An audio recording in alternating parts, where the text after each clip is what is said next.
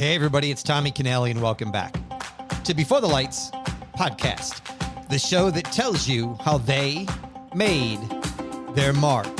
Today, in a little bit, we're going to be joined by a fellow guest of the show by the name of Geno Munari. He's the author of the book, The Las Vegas Dunes Hotel, The Mob, The Connections, The Stories, and he was a friend to Johnny Hicks. And why do I bring up Johnny Hicks? Well, this show is about Johnny Hicks, who was murdered in Las Vegas and loosely had his character in the movie Casino. Johnny Hicks, John W. Hicks, age 31 when he was murdered, was born on April 2nd, 1945. He was a floorman at Binion's Horseshoe in downtown Las Vegas. As I said in the opening, in the movie Casino, James Woods played a character by the name of Lester Diamond that was loosely based on Hicks. Johnny's mother was Lillian, who was a proprietor of the Algiers Hotel in Las Vegas. His father was Marion Hicks, who developed two strip hotels, the Thunderbird and the Algiers. Johnny was arrested for murder in June of 1972 for the May 30th murder of Robert Murphy, but charges were dismissed in February of 1973. You see, according to reports, he was involved in a highly organized scheme, Johnny was, to cheat casinos out of millions of dollars. He was also the target of a mob hit in 1973 after a man was arrested in January of 73 and charged with taking $2,500 to assassinate Hicks. 2 weeks before that murder contract on May 30th at 5 a.m., Johnny Hicks drove two men, Robert Lee Murphy and John Branch, to the neighborhood of Melvin Myers, who was a casino executive. Branch stayed in the car, and Hicks and Murphy went to the door. They rang the doorbell, and when Myers started to open the door, Murphy charged in and hit Myers on the head with a pistol. But Myers had a gun on him, and he fired several shots, and four of them hit Murphy. Hicks takes off and goes to the car and is waiting for Murphy with Branch. But Murphy was dead. Hicks spots a police car coming, so him and Branch take off. They were both picked up later and charged with murder, attempted murder, burglary, and conspiracy to commit burglary. The murder and attempted murder charges were dropped due to insufficient evidence. The Nevada State Journal reported on June 12, 1972. While Hicks was in custody, he told authorities about a large group of cheaters downtown and on the Strip. Now, some sources say as much as $3 million had been taken. The ring included as many as 150 casino employees. But remember, this was in the 70s. This was a different time period then in Las Vegas. Mob run. It was a different Las Vegas than it is today. Phil Hannafin, the chairman of the Nevada Gaming Control Board, said it was more like $300,000 to $400,000, which today would be around $1.75 to $2.5 million. There were reports of pressuring, sometimes physically, to casino employees, particularly ones in debt with loan sharks, into having them participate in this cheating scheme. But this is why they went to Myers' home, to keep him from talking, because he refused to be involved in this ring, according to Hicks. The powers behind the cheating ring had a contract out on Hicks because he knew too much about the operation. A little fun fact, I don't know if you call it fun, but it's a fact. Several people mysteriously disappeared, and a rash of fatal shootings happened the week Murphy was killed. So Hicks paid a $13,000 bond, which is like around 75, 76, 80,000 today, and supposedly skipped town. But by late 1976, he was back in Vegas and working at the Horseshoe. I found an article from the Las Vegas Review-Journal on January 14th, 1977, which was right after Hicks was killed. There were no leads or motive. He was shot several times in the head at approximately 7 p.m. at the bottom of the stairs of his townhouse located at 953 East Vegas Valley Drive, which was a luxurious area building bordering the Las Vegas Country Club. You see, this complex is fenced all the way around and guarded by security guards who require ID before anyone can enter.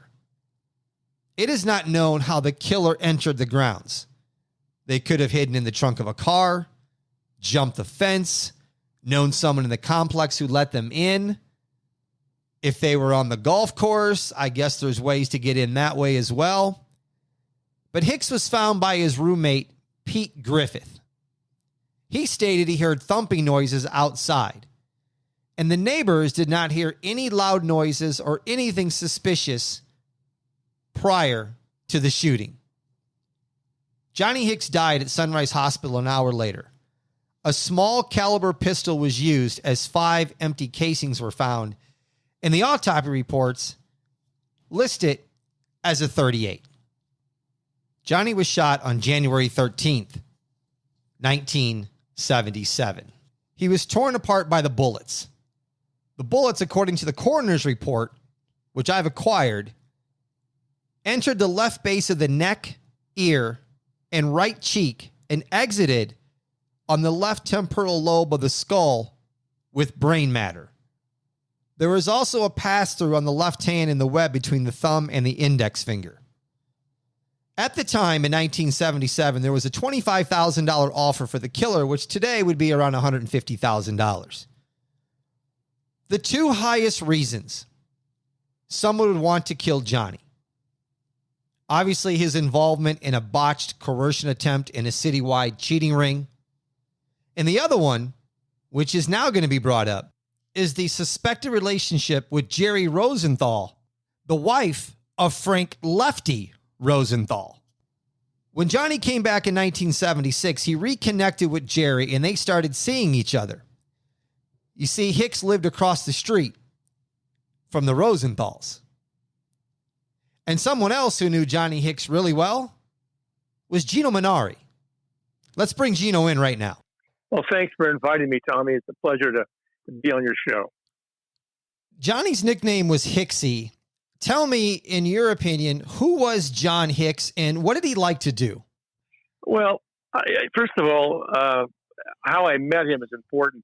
And this is how I knew him. I met him when we both broke in the gambling business together.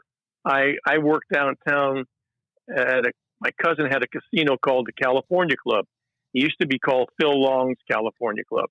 And not to be confused with the other California hotels, 2 different places. Okay. The California Club now is part of the Golden Nugget. And John worked across the street at the Horseshoe. He broke in. And his boss was a guy by the name of Buck Howard Sr. And my boss was his son, Bucky Howard Jr., basically. And that's how I met him. John would come over to say hello to Bucky, and I met him, and that's how he good. And to me, he was always a gentleman. I mean, he got me interested in golf again, and I used to meet him at the golf course, the Desert Inn, and driving range or wherever, and have a good time. And used to see him out at the nightclub once in a while at Dirty Sally's, which was a place everybody went to. But he was a nice guy to me. And when he'd leave town one time, he said, hey, do me a favor. Would you take my Eldorado into service at Cashman Cadillac? God, I couldn't wait to do that. That was great because I get to drive it a little bit, And while I'm in line, my foot slipped and I ran into the guy in front of me, and I had to pay John about $800 in damages to his radiator. He got a big kick out of that. He thought that was hilarious, But then, we were friends, and his father, as you know, was Marion Hicks. And Marion Hicks was a gaming pioneer. Yep. He built the Thunderbird and the Algiers, and it wasn't called a casino because there was no casino. And what an interesting situation. The guy that was the general manager of the Algiers was Jack Walsh, who was a gaming control board member. That's the funny part. And so, over the years, John would come, we'd get together, and we were kids. I mean, when I say kids, we do stupid things. One morning, I think it was 2 o'clock and 3 o'clock in the morning, he knocked on my door. And I said, "What are you doing up?" He said, "I just wanted to show you my dad's gun." And he brought Marion Hicks' pistol in my house, and he was showing it to me. He said, "Let's go outside and shoot it." I said, No. He'll wake everybody up. But he was an okay guy to me. Treated me as a good friend. I mean, there was nothing wrong. He never did anything stupid. I mean, he was. I never considered him in any way a bad guy. He kind of liked the stories of his dad and Lansky. He told me one day, he said, my dad hired this porter, still working for us at the Algiers, that he worked for my dad in a place that him and Lansky were involved in Florida. And he said my dad walked into the bathroom and in a package of $100 bills, there was, I think there's 10,000 in a bundle, 5,000 in a bundle, whatever it was, fell out of his pocket. He was a little drunk, and the porter picked it up and brought it and returned it to him. And Marion Hicks gave him a job for life, So kind of interesting. Dirty Sally's, back to that. That's where the Venetian is today on the Strip. Approximately, I think it's right where the Venetian convention area is, somewhere right in that area, or right there where the Win is. Yeah, someplace right in that area. There's a little bit of it used to be a sports book near that. Rose Bowl, right where the Rose Bowl sports book was. All right, gotcha. Which Lefty Rosenthal was involved in. Yeah, and then when you were talking about him coming over and showing you his dad's gun, that was when you were living at Sunrise Villas. How'd you know that? I did some research, Geno. You got that right. And did you guys actually shoot that into your fireplace at a Target? That's correct. Not very many times. The bullet ricocheted, but that's a true story and crazy. But and then I would see him occasionally. We were friends, and I go to his house. I don't want to get to that part yet. But, no, because I want to back up just a little bit because you talked about his dad and Meyer. Yeah, and I believe the last time we talked, or I might have read it in your book. Don't you have a photo that he gave you of his dad and Meyer Lansky? No. He gave me a photo of George Sadlow, who worked for his father and Lansky. George Sadlow was an old timer who was an expert at gambling, and he worked for Lansky in the Bahamas and various places. And he gave me a picture of a nightclub that George Sadlow owned in, I think it was Juarez. And it was a really old photo. And I'll get a copy of it to you, Tommy. You'll get a kick out of it. Okay. And all the people in the casino are facing the camera. You see guys with guns on their side. You see the big 6-wheel. It was really an interesting picture. It was actually, let me see if I can remember the date of this. Oh, it's got to be sometime in the picture was got to be sometime way back in the 10s or 20s. Okay. But it was really, really incredible. Yeah. I want to go back to the days when you were at the California Club. In my intro, I talked about Johnny's past and him being connected to that cheating ring. Where I want to go is because I figured you'd be the perfect person to explain this is how in that time period, it was well known that if you got cheating, something would happen to you, especially if you got cheating at Binion's Horseshoe. Can you speak to that? Yeah, I can talk about it. They were friends of mine. The daughter was Becky, is still a friend of mine, and I know Jack. I skied behind Jack's ski boat. Jack has always been a nice guy, and I remember Teddy. I wasn't real close to Teddy, but John was. you just didn't steal from that place. Okay. And the story goes that there was an employee that got caught stealing, and I guess the father ordered the guy to be handcuffed and hung over, basically handcuffed to a fire sprinkler pipe, and left there for a couple of days. So all the other employees down in the downtown area, it was downstairs, their dealer's room or wherever they passed, where their lockers were, their bathrooms, that they would see that. And then they finally, of course, they didn't hurt the guy, kill him or anything like that. They let him go. But that you just didn't do anything from there. And then even some counters, I think later in the 80s, got caught playing in there and beat him out of a lot of money. And I think they roughed him up pretty well. But you just didn't steal from them. He put the fear of God in you. But, I had a close neighbor who was since gone. He was a shift boss down there. And, and he knew for a fact, how the Binions parents were. And out of due respect, you just didn't steal from there. One time, a cashier accidentally gave away the wrong amount of money. They didn't do anything to that cashier. It was a mistake, But this floorman also told me, pit boss told me, that Benny slept with a shotgun in his bed every night. And one time when they lived in the hotel, not in the house out there on Bonanza Road, Mrs. Binion, she called for some help in her closet. Something was wrong with her closet door or something, and the light in the closet. And so a maintenance man come up and along with the shift manager, and he opened the closet, and there was money in shoe boxes all over the top shelf. She said, "Move that money." And just moved it like it was trash paper. It was a very strange place, and they had their ways of doing things. And then, I don't know if you read in the book, and I'm not going to get to that yet, but at that incident at the Villa Diaz Casino, where R.D. Matthews was there, which I knew him. I was introduced to him many years ago. He had one eye patch on his eye. He slapped Bob Stupak because Bob Stupak stole some casino chips in a tournament. So that was what that was all about. I don't know if you knew about that. No, I didn't.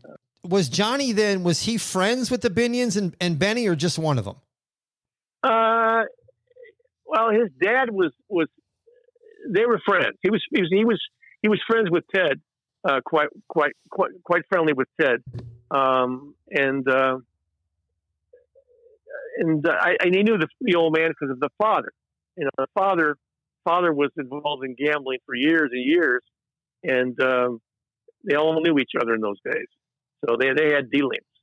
And I think Benny was involved with the mob quite a bit himself. If you read Blood Aces and read some of the FBI reports, there's no question about it. He was Levinson, for instance, took over the Horseshoe from across the street. He was at the Fremont, and I think he ran Jack out of the count room one night. So they were all friends.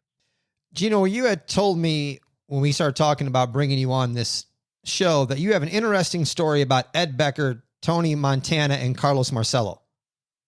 Yeah, that's an interesting story. I knew Ed Becker, and I didn't know him from working together with him, but we used to all go to a place called Cafe Michelle on Flamingo Road across from the Clark County Library. It used to be the place to have lunch and evening music and dinner. It was a great place. First class food. Absolutely the best Caesar salad you ever had in your life. If you ate a Caesar salad there, you had to have 10 packets of mouth breath mints to keep you from people. That's how strong it was. It was good though. But anyway, Ed Becker used to hold court in the afternoon, 4 o'clock, 5 o'clock, and the bar was always completely full, and the restaurant was busy.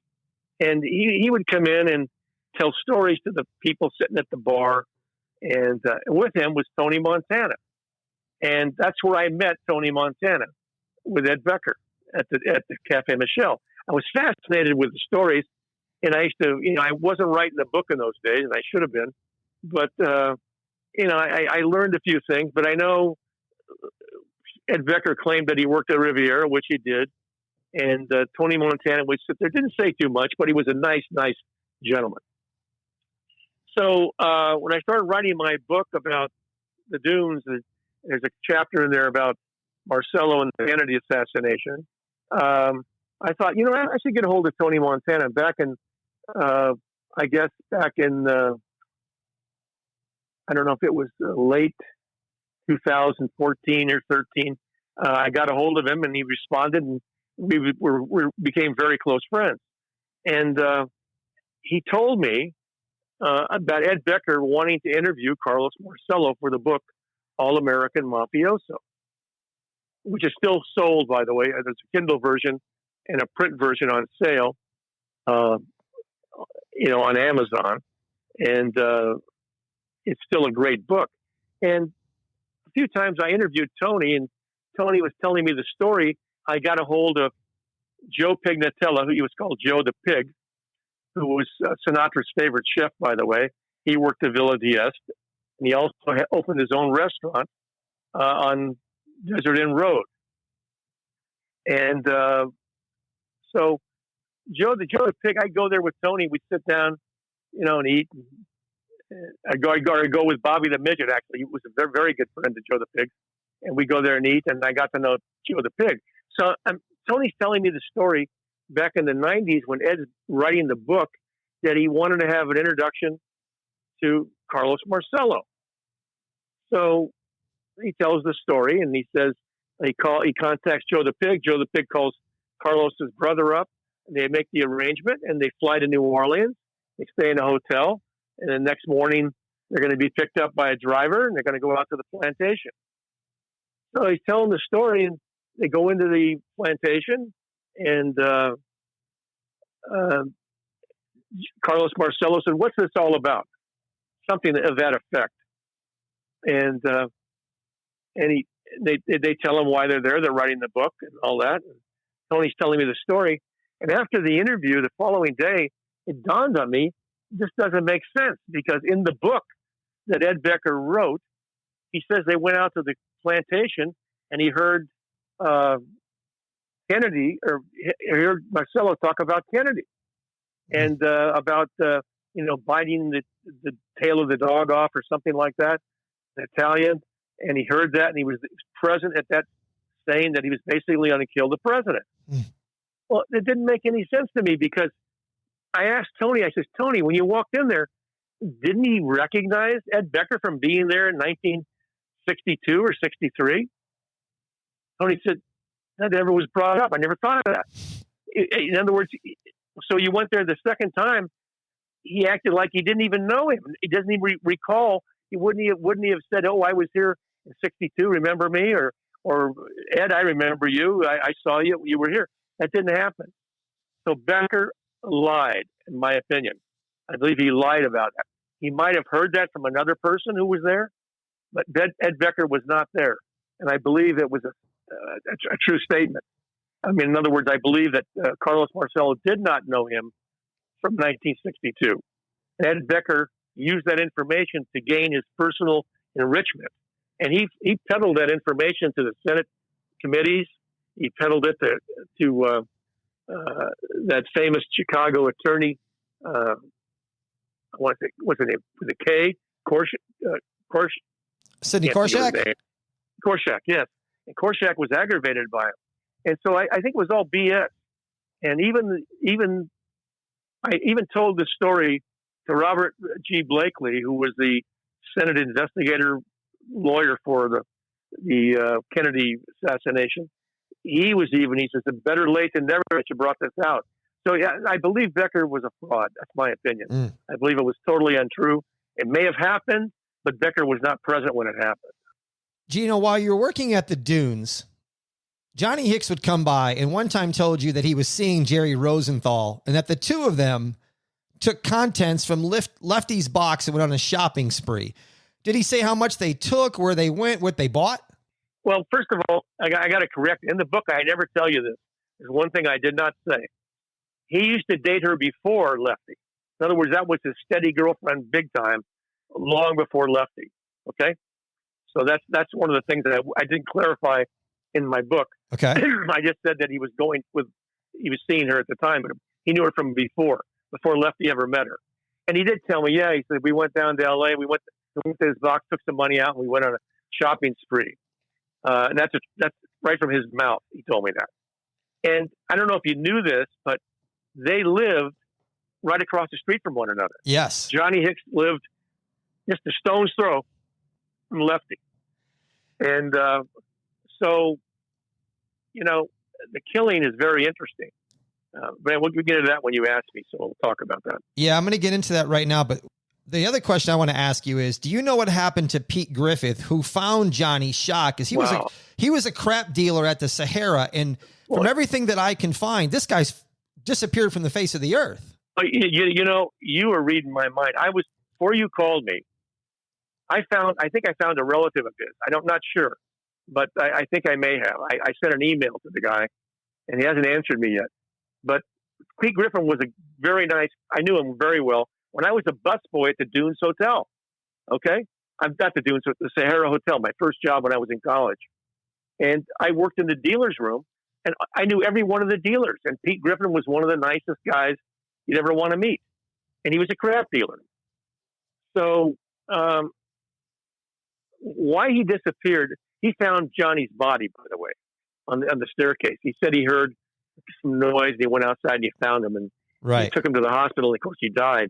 But when Johnny was involved a little bit later in the shooting of a guy by the name of Murphy, and Johnny talked about why he was there, he admitted that he was involved in a cheating ring. Okay, so there's two motives, in my opinion, of why Johnny was killed. Okay, one of them is, of course, he was screwing around with Lefty's girlfriend, a wife. And that happened, a big-time beef broke out between Lefty and Johnny Hicks at the Flamingo Big Al's speakeasy upstairs. Johnny was there, and in walks Lefty and Jerry. And I guess they make eye contact. She goes over to talk to him, and he wants to dance. They dance. I guess Lefty got really mad. They got into an argument, and they got into a physical fight. And Johnny was beating the hell out of him, had him on the floor. And I don't want to name the guy's name. They pulled him off of him, saved Lefty. I mean, I think that, and the fact that they found out that he may have been involved in the chip cup,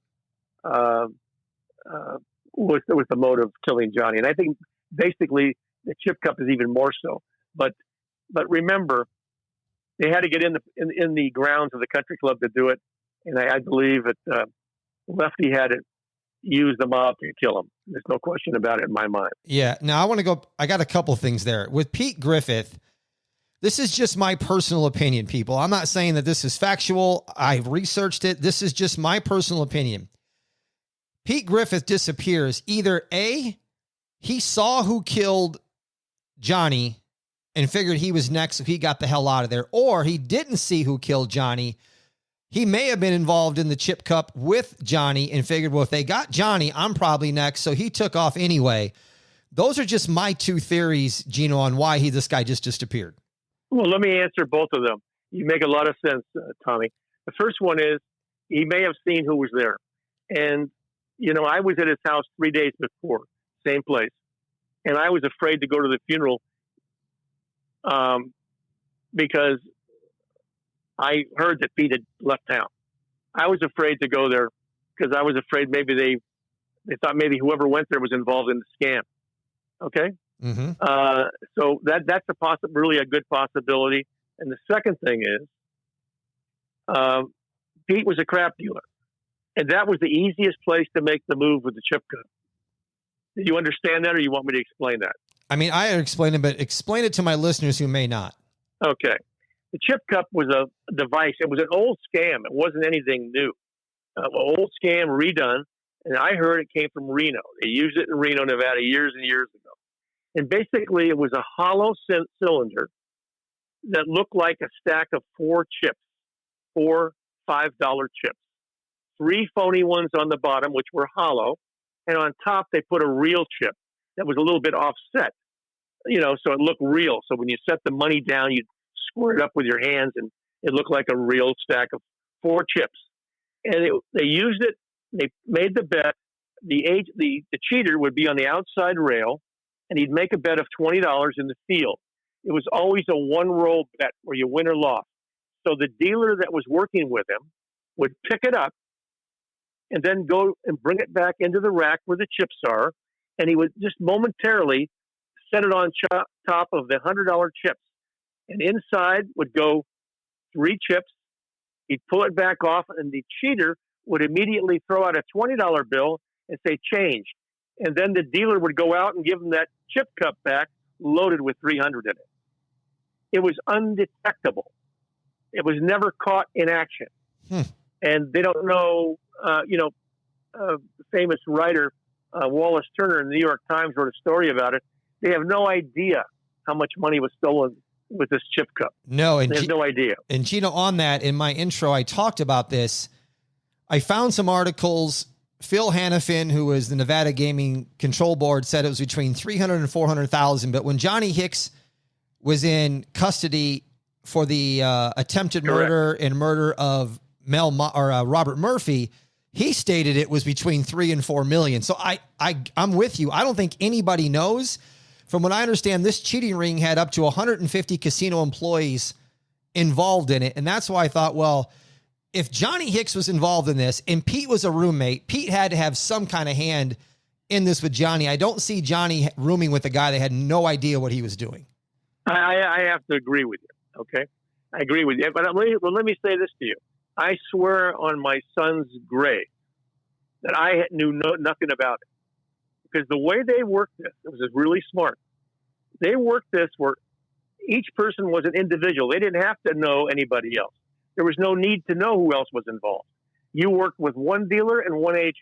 If you're that dealer, you only knew one guy. You didn't know if anybody else was doing it. That's how it worked. Mm-hmm. But here's something that I don't think you saw in the newspapers or any articles. Murphy, who was an expert golfer, by the way, a good hustler. He beat some people out of some large currency. He was a roommate of a local Clark County judge, Tom O'Donnell. Wow. Now, that's hard to believe, isn't it? Yeah. Now, I don't think there was anything like in the way of homosexuality, nothing like that. They were friends. And O'Donnell might have liked him for whatever reason as a friend, and who knows? But that's an interesting story. That never came out too much, but that's a truth. Go ahead. Do you know who John Branch was? That was the third guy involved when I try to locate him as well, and can't find him anywhere. He was 47 at the time the incident occurred, so that'd make him in the high 80s or early 90s. Can't find him anywhere. I want to go back to that incident at the Flamingo Sky Room at Big Al Speakeasy. From talking with Larry Henry, who's a mutual friend of both of ours and been on the show many times, he informed me that not only after they pulled Johnny off of Frank goes to the Tropicana where he was living at the time to get a gun and was going to go back to kill Hicks. And this is according to Rosenthal in the book Casino that Nicholas Pileggi wrote, that Rosenthal was a source of. So I'm guessing this is pretty factual if Rosenthal's telling Pileggi and he writes it in the book. But they calmed him down and he didn't go there. So your theory that one of them could be that, he beats the hell out of Lefty Rosenthal. Lefty wants him dead anyway. He probably orders the hit. And there's a theory that Tony Spilotro killed him or possibly Joey Hansen. Have you heard anything about this Joey Hansen being possible suspect? Well, yeah, it's a possibility. I heard that before. My friend John L. Smith, I think, wrote a letter to me about that. Yeah, that's very, very possible.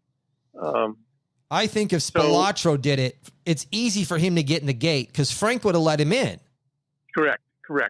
He wouldn't have had to hide in a trunk or jump a fence.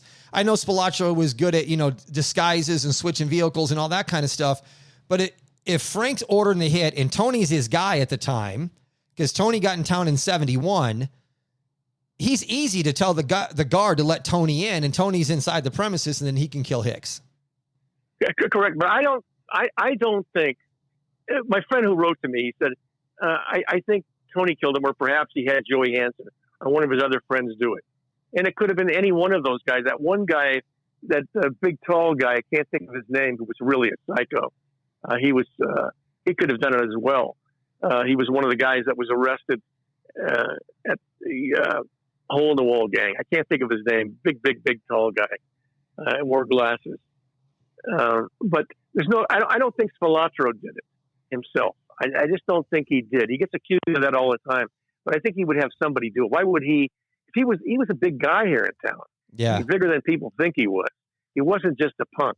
He had some weight here, and I mean, he was with the Teamsters with Dorfman in business meetings all the time, and he had a lot to say. I don't think a guy like that would risk it, and I just don't think he did it. I think it was a bum rap on Spilatro. I think Hansen, or maybe even that other guy, Schweitz, what is his name?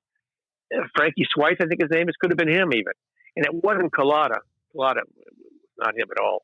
Either way, if it's somebody in Tony's crew, it's easy for them to get into the gate. Yeah, and it might not have been on Tony's crew. It might have been someone. Tony says, "Hey, you got to take care of the situation." And this way here, there's no direct evidence that it's strictly a handshake away. You know, I would think I would put my money. It's probably Hansen, probably in my opinion. Here's the biggest thing for me, and I started doing research on this months ago. I got the autopsy report. I got the coroner's report. I had a hard time finding Johnny Hicks's date of birth. It was eradicated everywhere. And finally, UNLV Special Collections was able to, I want to thank them for tracking it down of his birth date. But when I went to get a police report of the incident, there's none to be found. There's no report of an incident of Johnny Hicks being murdered in Las Vegas, according to Las Vegas Metropolitan Police records. So my thing with that is, Geno, and was probably paid off by somebody to make that report go away, because there's no report of an incident at 953 East Vegas Valley Drive on January 13th, 1977. But I have a coroner's and autopsy report that says he was shot about 7 p.m. and died an hour later at Sunrise Hospital. But you can't find a police report on it. And from the Freedom of Information Act, I requested the FBI records, and they won't release them. That's crazy, isn't it? Yeah. So that tells me this is a huge mob cover-up. Yeah, there's no question about it. Geno, what else you want to tell me or my listeners about Johnny Hicks? I know you said you had a couple stories or something that you thought was interesting you'd want to tell us.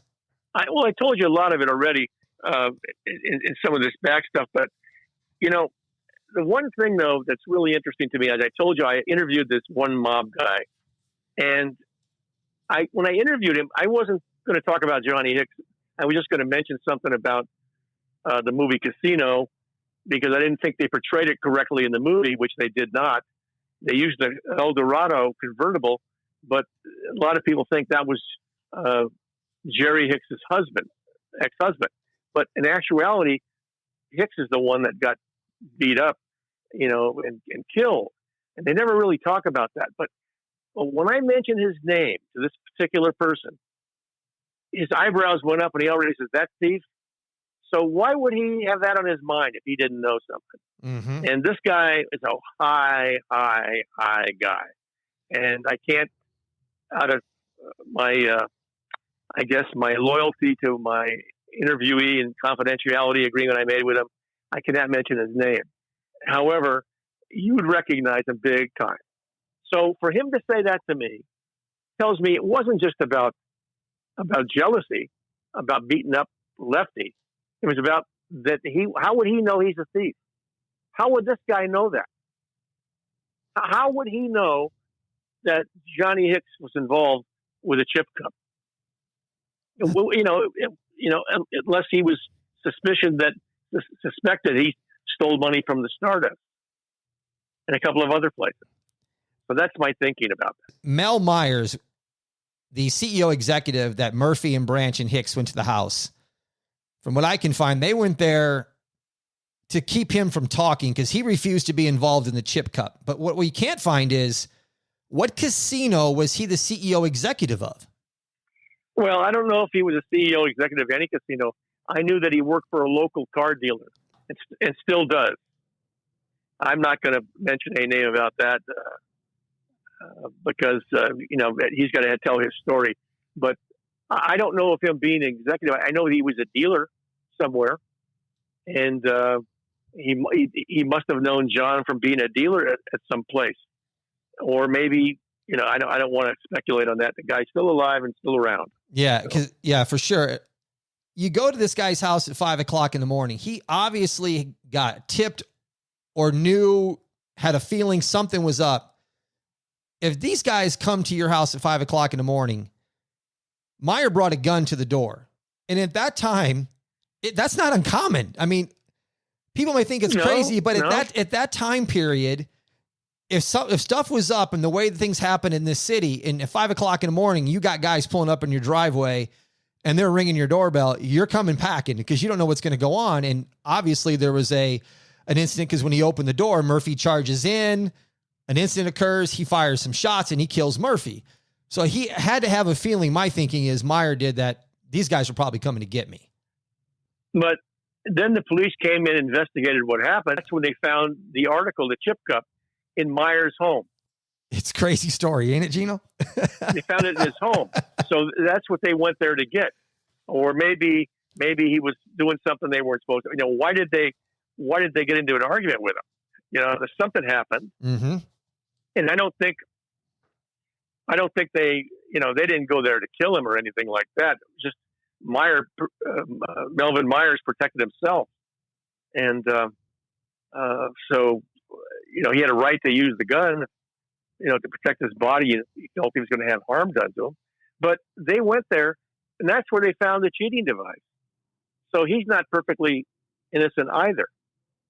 And so if he would have taken that device, I mean, you can own a cheating device. If you don't use it in play, it's not illegal. You can use it as an example. But if you have a cheating device like that, what do you do in that? That's not a normal thing to have around your house. And why are they coming to your house? That means you know them or associated with them. So that leads to some serious allegations there. So I'd love to have his real side of the story, wouldn't you? Oh, big time. I'd love to sit down with him and go, listen, just tell me what you know, man. I'll hit recording, just talk, and I'll sit back and listen. Geno, man, thanks so much for coming on and talking about Johnny and this story. I think it's fascinating. I think my listeners are going to love it, and I appreciate your time. You're quite welcome. Anytime, Thomas. Thanks a lot. People, do me a favor and please check out my YouTube channel, The Light Tommy Canale. They're short, inspirational videos to get you started to have a greater life and a better you. The link is in the show notes. That's going to do it for this episode of Before the Lights. I'm Tommy Canale.